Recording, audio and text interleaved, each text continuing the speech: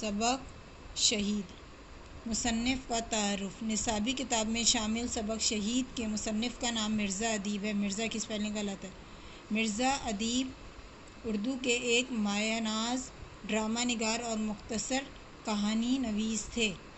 مرزا ادیب کا اصل نام مرزا دلاور حسین علی تھا، مگر ادبی دنیا میں کلمی نام مرزا ادیب کے نام سے مشہور ہوئے۔ مرکزی خیال۔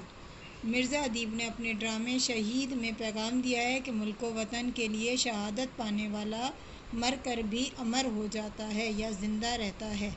قرآن کی تعلیمات کے مطابق ہم شہید کی زندگی کا ادراک نہیں کر سکتے، مگر وہ زندہ ہوتا ہے اور روزی پاتا ہے۔ اسلام کی انہی تعلیمات کو مد نظر رکھ کر ڈرامہ شہید بنایا گیا ہے۔ نظم جیوے جیوے پاکستان۔ شاعر کا حوالہ۔ اب یہاں پہ مصنف تھا اور یہاں پہ کیا ہو جائے گا، کیونکہ یہ نظم ہے تو شاعر۔ نصاب میں شامل یہ نظم نوابزادہ جمیل الدین علی نے لکھی ہے، جو دہلی میں پیدا ہوئے اور اعلیٰ عہدوں پر فائز رہے۔ علی صاحب نے ادب کے میدان میں متعدد انعامات اور ایوارڈ حاصل کیے۔ مرکزی خیال۔ جمیل الدین علی کا یہ مدھر ملی نغمہ آج بھی زبان زدہ عام ہے، یعنی کامن ہے یا بہت زیادہ مشہور ہے۔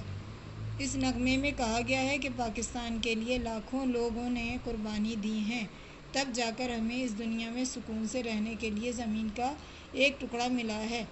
شاعر دعا دیتے ہیں کہ یہ ہمیشہ قائم و دائم رہے۔